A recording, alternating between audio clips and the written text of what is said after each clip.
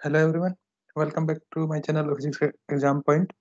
तो आज इस वीडियो में हम जो पार्टिकल फिजिक्स के जो इम्पोर्टेंट फार्मूलेज हैं उनको डिस्कस करेंगे। और ये जो नोट्स हैं ये मेरे खुद के नोट्स हैं।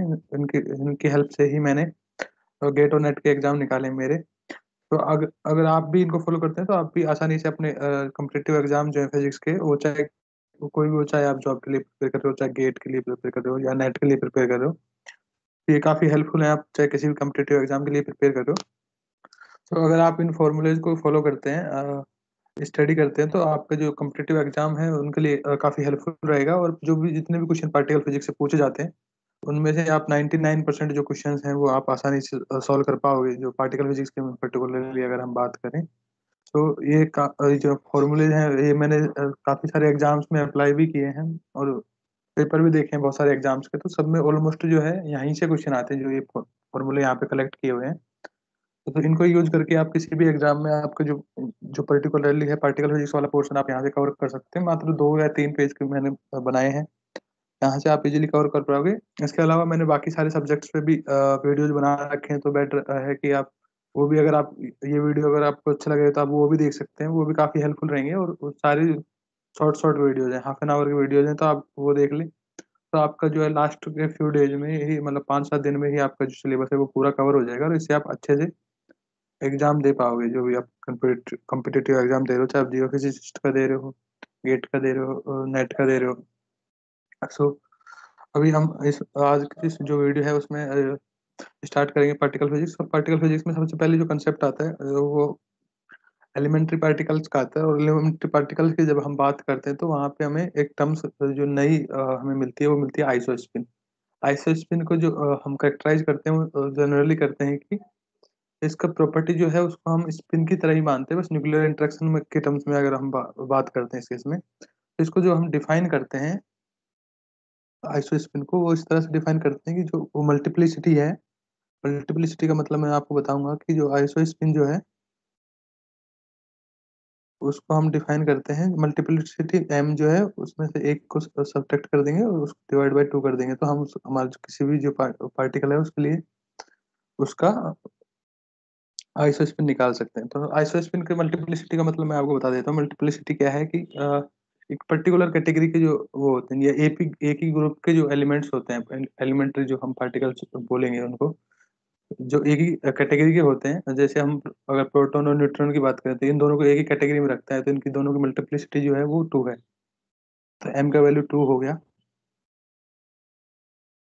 तो एम का वैल्यू जो है वो 2 है इन प्रोटॉन और न्यूट्रॉन के लिए। सॉरी। तो अगर हम बात करें प्रोटॉन और न्यूट्रॉन की, तो उन दोनों के लिए जो है एम का वैल्यू 2 है, दोनों को सेम ही कैटेगरी में रखा गया है। M equals to 2। तो जो उनका आइसो स्पिन होगा वो होगा I equal to 2 - 1, 2 - 1 divide by 2। तो यहाँ से उनका आइसो स्पिन जो होगा वो आई का वैल्यू जो आएगा न्यूट्रॉन प्रोटॉन के लिए वो आएगा half, I equals to half. तो इस तरह से हम निकालते हैं। जैसे अगर हम पायोन की बात करें तो पायोन के जो 3 ग्रुप, उसके जो ग्रुप है उसमें 3 है। पाई पॉजिटिव है, पाई के ऊपर जो है न्यूट्रल जो चार्जलेस है, और एक नेगेटिव चार्ज है। तो वहाँ पे जो है मल्टीप्लिसिटी है वो 3 है। तो जो हम इस तरह से डिफाइन करते हैं कि उसका जो होगा वो 1 होगा, मतलब 3 होगा, मतलब एम की वैल्यू 3 हो गई तो वहाँ पे 3 - 1। और पायोन के लिए हम करें 3 - 1 डिवाइड बाई 2, जो आई की वैल्यू जो है वो 1 हो गई।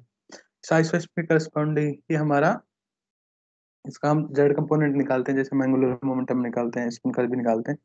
इस तरह से इसका भी निकालते हैं कि इसका जो वैल्यू होगा वो प्लस माइनस आई में हो जाता है। मतलब मैं अगर आई जेड का वैल्यू की अगर हम बात करें, आई जेड का जो वैल्यू होगा वो माइनस आई से स्टार्ट होके और आई तक जाएगा। तो इस तरह से हम वैल्यू डिफाइन करते हैं आइसोस्पिन की, आइसोस्पिन का जो जेड कंपोनेंट है उसका। तो ये कुछ मेजर थे आइसोस्पिन के। उसके बाद मैं अभी आपको बताता हूँ कि कैसे हमारा जो आइसोस्पिन है उसको हम यूज करके कंजर्वेशन लॉज को भी फॉलो करेंगे। जो मेजरली क्वेश्चन आते हैं CSIR गेट में या नेट में, तो क्वेश्चन आते हैं वो कंजर्वेशन इक्वेशंस काफी ज्यादा पूछते हैं कि कंजर्वेशन इक्वेशंस में पूछ लेते हैं आपसे, और उसके बाद वहीं से उनका और आपसे ये भी पूछ लेते हैं कि आइसोस्पिन कंजर्व है या नहीं है। उसके अलावा आपको पूछते हैं इलेक्ट्रॉन, मतलब काफी सारे कंजर्वेशन लॉज पे क्वेश्चन आते हैं, वो हम सारे इस वीडियो में डिस्कस करेंगे। उसके बाद आता है आइसोस्पिन को हम सेमी ट्रीट करते हैं। मैंने ये आपको बता दिया कि इसका जो मैग्नीट्यूड है वो उस तरह से निकालते हैं जैसे हम एंगुलर मोमेंटम का निकालते हैं। स्पिन का हमने जैसे निकालता है, और वैल्यू जो है वो प्लस आई टी माइनस आई में वेरी करती है इसका।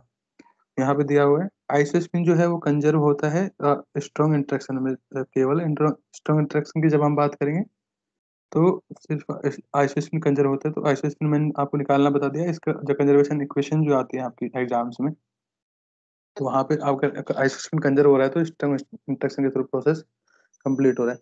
अगर आइसोस्पिन जो है वो वायलेट हो रहा है, बट जो जेड कंपोनेंट है आइसोस्पिन का, आई जेड, अगर वो उसका कंजर्वेशन हो रहा है, तो क्या होगा, इलेक्ट्रोमैग्नेटिक रेडिएशन, इलेक्ट्रोमैग्नेटिक जो इंटरेक्शन है वो आपका उसके थ्रू प्रोसेस कंप्लीट हो रहा है। और अगर दोनों ही वायलेट हो रहे हैं, आइसोस्पिन भी वायलेट हो रहा है और आई जेड भी वायलेट हो रहा है, तो आपका जो प्रोसेस है वो वीक इंटरेक्शन प्रोसेस के थ्रू हो रहा है। तो ये एक मैन वो है जहाँ से हम डिस्टिंग्विश कर सकते हैं तीनों इंटरेक्शन को, कि अगर सिर्फ आइसोस्पिन कंजर्व हो रहा है तो स्ट्रॉन्ग होगा, अगर सिर्फ आइसोस्पिन कंजर्व हो रहा है तो स्ट्रॉन्ग इंटरेक्शन होगा। अगर थर्ड जो जेड कंपोनेंट है या थर्ड कंपोनेंट जो है आइसोस्पिन का वो कंजर्व हो रहा है तो हमारा सिर्फ इलेक्ट्रोमैग्नेटिक इंटरेक्शन होगा।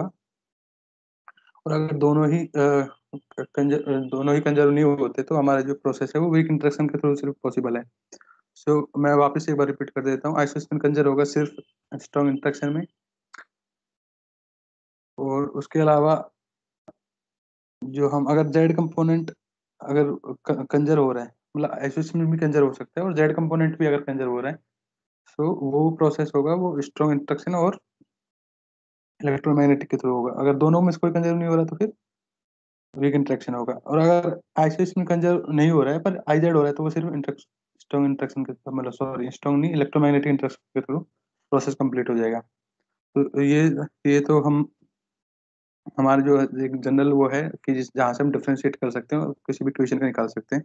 मैं अभी बताऊंगा और कौन कौन से कंजर्वेशन लॉज हैं जिनके थ्रू क्वेश्चन पूछे जाते हैं। उसके अलावा हम हाइपर चार्ज डिफाइन करते हैं। हाइपर चार्ज जो हम डिफाइन करते हैं वो करते हैं कि टू टाइम्स जो एवरेज चार्ज है किसी भी ग्रुप के ऊपर, ग्रुप जैसे प्रोटॉन और न्यूट्रॉन का एक ग्रुप है तो उसके ऊपर एवरेज चार्ज जो है वो 1 है, तो उसको हम 2 टाइम्स कर देंगे तो हाइपर चार्ज हो जाएगा। और ये जनरली एक फॉर्मूला है।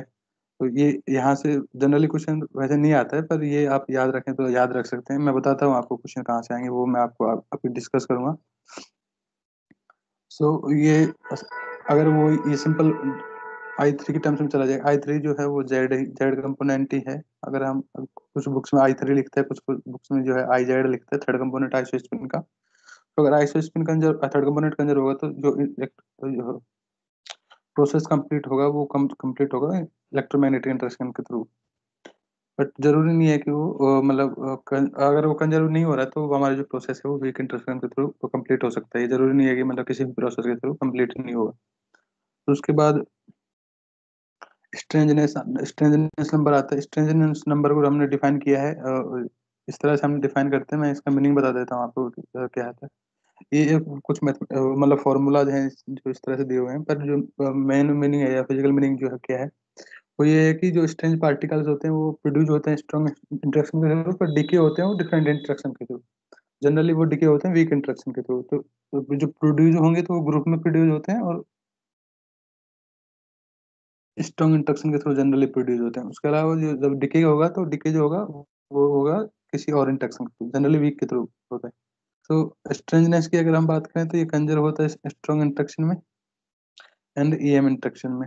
बट अगर वीक इंटरेक्शन की बात करें तो यहाँ पे जो स्ट्रेंजनेस नंबर है उसका कोई कंजर्व नहीं होता है यहाँ पे। तो हम इसको जो जो भी पार्टिकल जो स्ट्रॉन्ग इंटरेक्शन के थ्रू प्रोड्यूस होते हैं और डिफरेंट बिहेवियर दिखाते हैं, डिफरेंट डिके प्रोसेस के थ्रू डिके होते हैं, उनको हम एक क्वांटम नंबर दे देते हैं। वो क्वांटम नंबर को हम क्या कहते हैं, strangeness quantum number.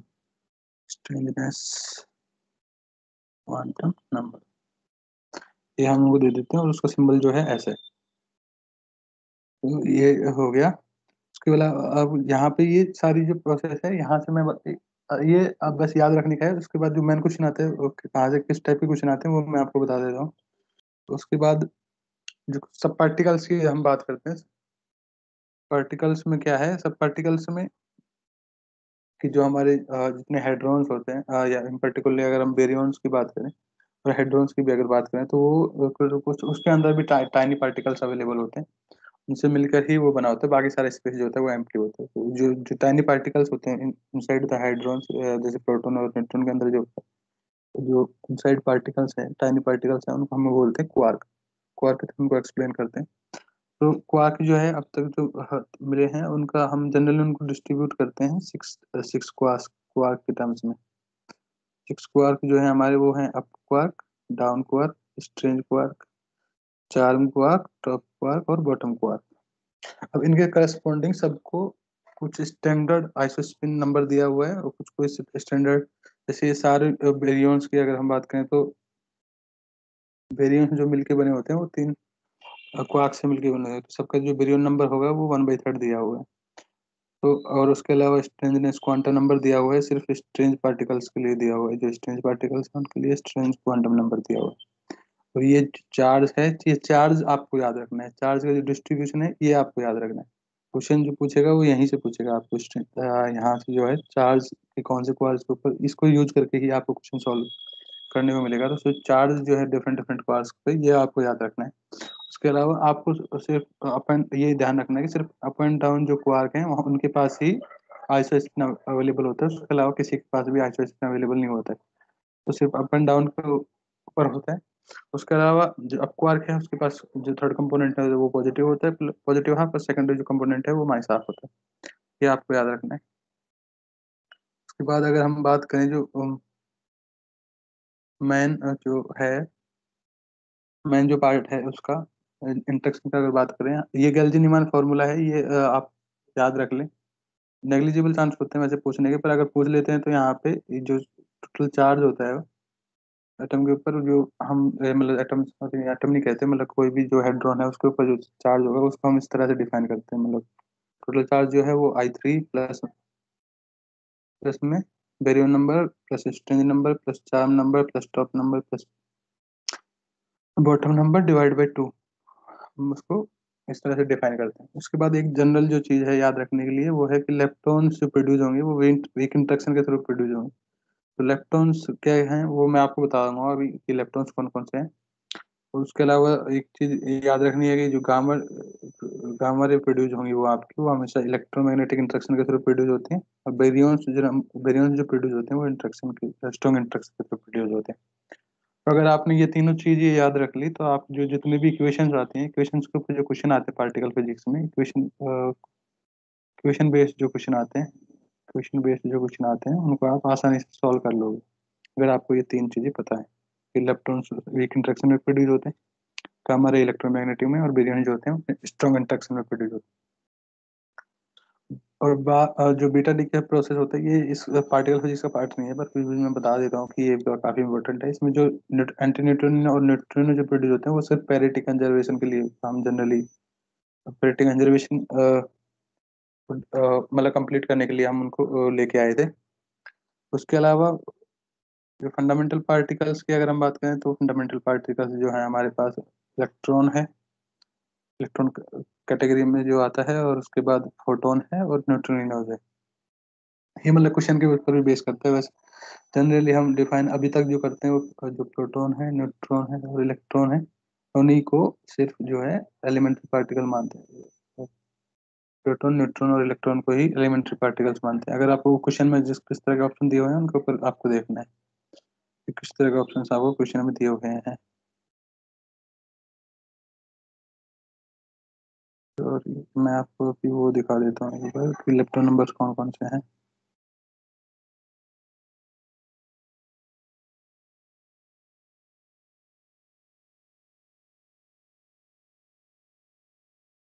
Electron number इसमें नहीं लिखा हुआ है, मैंने आपको वैसे ही बता देता हूँ इलेक्ट्रॉन नंबर कहाँ पे है। इलेक्ट्रॉन नंबर कौन कौन से हैं, इलेक्ट्रॉन नंबर मैं आपको बता देता हूँ। इलेक्ट्रॉन नंबर होंगे आपके पास 6 इलेक्ट्रॉन होते हैं। ये पहला होता है इलेक्ट्रॉन, दूसरा होता है इलेक्ट्रॉन न्यूट्रिनो, ये होता है टो, टो इलेक्ट्रॉन होता है, टाउ बोलते हैं उसको। फिर टाउ न्यूट्रिनो, उसके बाद होता है म्यून इलेक्ट्रॉन जो होता है, इसको भी होता है म्यून न्यूट्रिनो। तो इनको हम डिफाइन करते हैं, ये 6 लेप्टोन होते हैं, इनके करस्पॉन्डिंग जो है हमारा एक लेप्टोन नंबर मिलता है। इसका अगर एंटी पार्टिकल है तो अगर इन सब के लिए मिलेगा लेप्टोन नंबर 1, और इनका अगर एंटी पार्टिकल है तो उसके लिए मिलेगा लेप्टोन नंबर 1 -1। तो इस सेम ही उसमें हम क्या करते हैं, सेम ही उसमें हम क्या करते हैं कि अगर बेरियन है, बेरियन के लिए हम पॉजिटिव बेरियन नंबर डिफाइन कर देते हैं, और जो नेगेटिव है, अगर एंटी पार्टिकल है तो उसके लिए नेगेटिव बेरियन नंबर हम डिफाइन कर देते हैं। तो इसको मैं इरेज कर देता हूँ अभी। उसके बाद हम बेरियन का जो मॉड वो है वो देखेंगे, जो सिंपल चीज़ है। ये आपको इलेक्ट्रॉन तो याद भी होंगे, वो तो इनको तो ये तो सभी को याद होते हैं जनरली।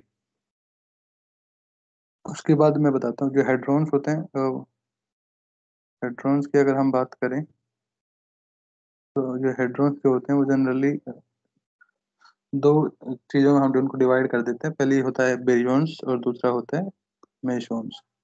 बेरियंस और मेसॉन्स जो हैं उनको हमने हेड्रॉन्स को जो है डिफाइन कर दिया दो चीज़ों में, कि बेरियंस एक है और हेड्रॉन्स एक है। तो उसके अलावा अगर हम इनको देखें, बेरियंस और तो सिर्फ बेरियन वाली पार्ट के लिए ही आपको बेरियन नंबर डिफाइन है, मेसॉन्स के लिए कोई बेरियन नंबर डिफाइन नहीं होता। इन सब के लिए जो बी का वैल्यू होगा वो 1 होगा, और इन सब के लिए बी का वैल्यू जो है वो 0 होगा। तो आपको याद रखना है कि कौन कौन सा बेरियन नंबर है, कौन कौन से मतलब बेरियन है, और कौन कौन से मेसॉन्स है। तो अगर बेरियन की बात करें तो प्रोटॉन है, वो बेरियन है, न्यूट्रॉन है, सिग्मा पार्टिकल्स हैं, सिग्मा के जो तीन तीन ग्रुप, तीन पार्टिकल्स होते हैं। उसके बाद यहाँ पे लैम्बडा पार्टिकल है, उसके बाद इसको जाई बोलते हैं, जो जाई पार्टिकल। तो ये जो है ये 8 जो है, तो इनको ये 8 से मिले हुए हैं, 8 मिलके बना हुआ है एक ये ऑक्टेट जो बना हुआ है, इसको बेरियन ऑक्टेट बोल देते हैं। इसको मैं अभी आपको एक्सप्लेन करूंगा ये कैसे बनाया हुआ है, मतलब कैसे इसमें चार्ज डिस्ट्रीब्यूशन है, स्ट्रेंजनेस डिस्ट्रीब्यूशन है, वो सब मैं आपको बता देता हूँ। उसके अलावा ये जो है आपका मेशन का ऑक्टेट है, यहाँ पे आपको मेसोन दिया हुआ है, मतलब मेसोन्स के जो आठ आठ पार्टिकल्स मिलकर बना है। मेसोन्स में कायोन आता है, पायोन आता है, ईटा आता है, और आयोन का एंटी पार्टिकल्स आता है। इन सब के लिए बेरियन नंबर 0 है। तो हमने इसको इस तरह से डिफाइन किया है कि जो टॉप पार्टिकल है, अगर बेरियन की बात करें तो प्रोटॉन और न्यूट्रॉन जो है स्ट्रेंज पार्टिकल्स नहीं है, उनके करस्पॉन्डिंग जो स्ट्रेंजनेस नंबर है वो 0 है। उसके बाद जो सिग्मा पार्टिकल है, इनके करस्पॉन्डिंग जो स्ट्रेंजनेस नंबर है वो -1 है। उसके बाद हमने, अब मैं बता देता हूँ आपको, जो हमने जो स्ट्रेंजनेस नंबर यहाँ पर डिफाइन किया था वो क्या किया था कि अगर कोई स्ट्रेंज पार्टिकल है तो उसके लिए स्ट्रेंजनेस नंबर जो होगा वो -1 होगा। अगर उसका एंटी पार्टिकल है तो उसके लिए स्ट्रेंजनेस नंबर जो होगा वो +1 होगा। उसके बाद जो हमारा सेकंड जो है उसके लिए स्ट्रेंजनेस नंबर -2 है, जो हमारा काई हम बोलते हैं, काई आप जो साई जो भी बोलो इसको, लिए -2 है। अब ये कहाँ से आता है वो मैं आपको बताऊंगा कि इनका डिस्ट्रीब्यूशन कैसे है, कैसे कौन कौन से क्वार्क से मिलकर ये बने हुए होते हैं। ये कहाँ से आते हैं, ये एक्सपेरिमेंटल हम कह सकते हैं, ये एक्सपेरिमेंटली ऑब्जर्व थिंग्स हैं, जिनको मतलब मेरे को तो कोई आइडिया नहीं है कि इनके पास ये है, इतना कहाँ से आया स्ट्रेंजनेस नंबर। बस मैं वो बता दूंगा कि कैसे क्वार्क से मिलकर ये बना है, तो वहां से आपको स्ट्रेंजनेस नंबर क्वालिफिकेशन हो जाती है। तो ये बेरियन एक्टोट है।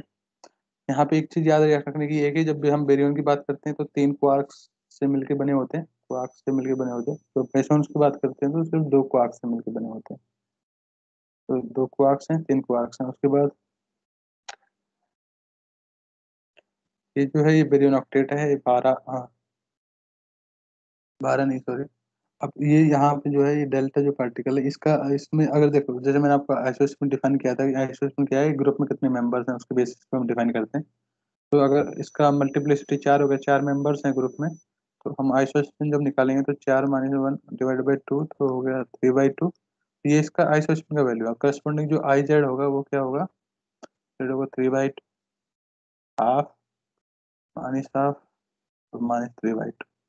तो इसका ये जो पॉजिटिव वाला है उसको हम देते हैं 3/2। उसके बाद इसके करस्पॉन्डिंगली हम उसको डिवाइड कर देते हैं, इसका होगा -3/2, इसका होगा -हाफ, इसका होगा +हाफ, इसका होगा +3/2। उसके बाद उसके सामने चार्ज दिया हुआ है। तो आपको जो याद रखना है वो दो चीज याद रखनी है, चार्ज और आइसोस्पेन। और जो तीसरी चीज है वो अभी आपको याद रखना है, वो है स्ट्रेंजनेस नंबर। तो आप अगर आपने ये तीनों जो ऑक्टेट हैं, अगर ये आप अच्छे से आप समझ लेंगे कि अगर इन तीनों की हम बात करें तो यहाँ से आपको जितने भी क्वेश्चन आते हैं ना इन तीनों से ही आते हैं। उसके अलावा आपका आता है वो लेप्टोन। लेप्टोन नंबर तो सभी को पता है। लेप्टोन नंबर्स का एक वो मतलब इम्पोर्टेंट चीज उनमें ये है कि जो तीनों जितने, जैसे हम इलेक्ट्रॉन की बात करें, इलेक्ट्रॉन के साथ इलेक्ट्रॉन का ग्रुप है, इलेक्ट्रॉन न्यूट्रिनो है, म्यून के साथ म्यून न्यूट्रिनो है, टाउ के साथ टाउ न्यूट्रिनो, तीनों सेपरेटली कंजर्व होते हैं किसी भी इक्वेशन में। अगर उसको पॉसिबल होना है इंटरेक्शन को, उस प्रोसेस को पॉसिबल होना है, तो उसमें ये तीनों जो है, मैंने यहाँ पे जो लिखा है, ये तीनों जो है हमारे इलेक्ट्रॉन है, उनके करस्पॉन्डिंग न्यूट्रिनो जो है, तो ये जो है तीनों सेपरेटली कंजर्व होते हैं। इनका एक दूसरे के साथ कोई रिलेशन नहीं है कि अगर ऐसा नहीं हो सकता कि इसका ये इलेक्ट्रॉन आ गया, इलेक्ट्रॉन के साथ म्यू का न्यूट्रिनो आ गया, ये नहीं होगा। म्यू इलेक्ट्रॉन के साथ हमेशा इलेक्ट्रॉन न्यूट्रिनो अगर मतलब ये ही कंजर्व करेगा, इसके करस्पॉन्डिंग जो होगा वो इलेक्ट्रॉन न्यूट्रिनो ही आएगा, म्यू न्यूट्रिनो नहीं आ सकता कोई प्रोसेस में। ये सेपरेटली कंजर्व होते हैं, तो ये आपको ध्यान रखना है। उसके अलावा अगर आपको ये ध्यान है तो आप कोई भी इक्वेशन जो है उसको मल्टीप्लाई करके आप सॉल्व कर सकते हैं। किसी भी इक्वेशन में जो होगा वो क्या होगा, तीन चीजें हमेशा कंजर्व रहेंगी। मतलब तीन चीजें कंजर्व रहेंगी। एक आपका कंजर्व रहेगा चार्ज, चार्ज हमेशा कंजर्व रहेगा। उसके अलावा इलेक्ट्रॉन नंबर हमेशा कंजर्व रहेगा। वेरिएबल नंबर हमेशा कंजर्व रहेगा किसी भी इक्वेशन को अगर पूरा होना है, तो ये तो होगा ही होगा। अगर उसके बाद हम आई और आई जेड पे देख सकते हैं कि कौन सा इंडक्शन के थ्रू प्रोसेस पूरा हो रहा है। अगर आई सिर्फ आई कंजर्व है तो स्ट्रॉन्ग के थ्रू होगा, आई जेड कंजर्व है तो होगा ईएम के थ्रू। बट उसमें केस में आई कंजर्व नहीं होता है, आई जेड कंजर्व होता है। और दोनों कंजर्व नहीं हो रहे तो फिर होगा वीक के थ्रू। ये है, ये एक जनरल आइडिया है कि अगर हम बात करें। उसके बाद आता है,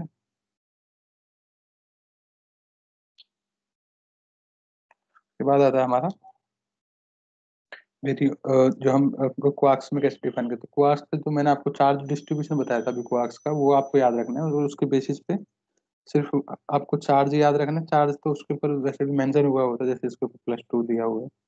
उसके बाद आपको सिर्फ एक चीज करस्पॉन्डिंग पार्टिकल के करस्पॉन्डिंग जो है हमें ये पता होना चाहिए कि उसके पास स्ट्रेंजनेस नंबर है या नहीं है। तो अगर आपको स्ट्रेंजनेस नंबर पता है उस पार्टिकल का और चार्ज तो उसके ऊपर दिया ही हुआ था, उसके बेसिस पे आप ये सारी चीजें कैलकुलेट कर सकते हैं कि इसमें कौन कौन से क्वार्क अवेलेबल होंगे। कौन कौन कौन से यहाँ पे ही कुछ ना कई बार पूछ लेता है कि कौन कौन से क्वार्क अवेलेबल है। तो एस के करस्पॉन्डिंग, एस जो आपको पता है कि -1 होता है, एस का क्वांटम नंबर। तो अगर किसी के ऊपर जैसे कि कोई पार्टिकल है जिसमें हम इसका अगर एग्जांपल ले लें, जैसे यहाँ पे दिया हुआ है, जो सिग्मा पार्टिकल दिया हुआ है, इसके ऊपर चार्ज तो हमें दिया हुआ है यहाँ पे पॉजिटिव है, और स्ट्रेंजनेस जैसे नंबर दिया हुआ है -1, इसका स्ट्रेंजनेस नंबर। तो हमको पता है कि इसका जो एक तो स्ट्रेंज पार्टिकल इसमें है ही है, एक तो आना ही है स्ट्रेंजनेस क्वार्क, इसमें एक तो आएगा ही आएगा। उसके बाद अब इसको जिसका हमारा फिक्स हो गया कि एक तो एस है। उसके अलावा अब हम क्या करना है, इसका चार्ज जो है वो +1 बनाना है। +1 अगर इसको हम बनाएंगे तो ये सिर्फ इसका एक ही कॉन्फ़िगरेशन है कि जब भी +1 बनेगा तो दोनों जो दो डिफरेंट क्वार्क्स होंगे वो दोनों यू होंगे, मतलब क्वार्क्स होंगे, तभी ये जाके पॉजिटिव होगा और एक स्ट्रेंजनेस नंबर आएगा इसके पास। अब कोई दूसरा रास्ता नहीं है कि जिसके थ्रू इसके पास वो आ जाए कि चार्ज भी 1 हो और स्ट्रेंजनेस नंबर -1 हो। तो इस तरह से हम कैलकुलेट करते हैं। आपको चीज मैंने आपको बताया था कि जब भी बेरियम की बात होगी तो 3 क्वार्क्स होंगे, और जब भी मेसन्स की बात होगी तो 2 क्वार्क्स होंगे। 2 क्वार्क होंगे आपके पास। मेसोन में आपके पास तीन, बेरियम में तो आपके पास 3 क्वार्क होंगे, मेसोन में आपके पास 2 क्वार्क होंगे। तो ये चीज आपको याद रखनी है। उसके अलावा चार्ज आपको हमेशा पार्टिकल के ऊपर दिया हुआ था, आपको सिर्फ एक चीज याद रखनी है कि कौन से पार्टिकल के करस्पॉन्डिंग क्या स्ट्रेंजनेस नंबर है। सबसे ज्यादा जो स्ट्रेंजनेस नंबर होता है वो होता है हमारा जो म्यू बोलते हैं या म्यो बोलते हो, जो भी आप बोलो। उस ओम ओम जो पार्टिकल है, ओम का जो टाइप दिया हुआ है उसके ऊपर जो होता है, उसके ऊपर -3 का स्टेनलेस नंबर होता है। तो उसको हम तीनों एस एस एस ही होते हैं। तो यहाँ से ये भी क्वेश्चन कई बार काफी सारे एग्जाम्स में पूछा जाता है कि म्यू के स्ट्रेंज नंबर कितना है। कई बार तो ये पूछ लेता है। उसके बाद अगर कई बार पूछ लेता है कि उसकी क्वार्क्स कॉन्फ़िगरेशन क्या है, तो कौन कौन से क्वार्क्स मतलब उसके अंदर है। तो यहाँ से कई बार क्वेश्चन आते हैं। तो ये जनरली बस सिर्फ आपको ये चीजें याद रखनी है। उसके बाद आप एलिमेंट्री पार्टिकल क्वेश्चन जिस हिसाब से दिया है उस हिसाब से आपको चूज करना होता है। तो ये जो जितने भी ये हैं, ये जो सारी चीजें आ रही हैं, ये क्वार्क्स हो चाहे बेरियम्स की बात कर लो चाहे क्वार्क्स की बात कर लो आप, ये जितनी भी चीजें हैं वो सारी यहीं से आ रही हैं। मतलब ये 3 ऑक्टेट्स, अगर ये आपको पता है 2 ऑक्टेट्स हैं, एक डेकोप्लेट है। अगर आपने ये तीनों चीजें याद कर ली तो आप पार्टिकल फिजिक्स के जो 90% क्वेश्चन आएंगे, इक्वेशन से रिलेटेड आ रहे हो चाहे कंजर्वेशन से रिलेटेड आ रहे हो, आप वो सारे इजीली सॉल्व कर पाओगे। उसके बाद ये तीन चीजें हैं, कौन सा इंटरेक्शन कब लगेगा, बस आपको चीजें याद रखनी है कि कौन सा कंजर्वेशन है। उसके अलावा ये जो क्वार्क की कॉन्फ़िगरेशन है, ये तीसरा पॉइंट है, आप सारे क्वार्क्स की कॉन्फ़िगरेशन याद कर लें, उनका चार्ज क्या है और आइसोलेशन किस किस पे है। उसके अलावा जो उसके अलावा एक एक ही इंपॉर्टेंट पॉइंट है कि इसमें आइसोलेशन किस में कंजर्व होगी। तो ये चार पांच पॉइंट है ना, सिर्फ यहीं से क्वेश्चन आते हैं पार्टिकल फिजिक्स की हम जब भी बात करें। इसके अलावा कहीं से भी क्वेश्चन नहीं आता। पर्टिकुलरली अगर हम पार्टिकल फिजिक्स की सिर्फ बात करें, पार्टिकल फिजिक्स की बात सिर्फ करते हैं, तो मैं आपको एक चीज और बता देता हूँ, वो मतलब बहुत नेग्लिजिबल चांस है वैसे तो, वो पूछ ले। फिर भी मैं एक चीज आपको और बता देता हूँ पार्टिकल फिजिक्स से रिलेटेड, कि जो ग्रेविटेशनल फोर्स है उसकी जो स्ट्रेंथ होती है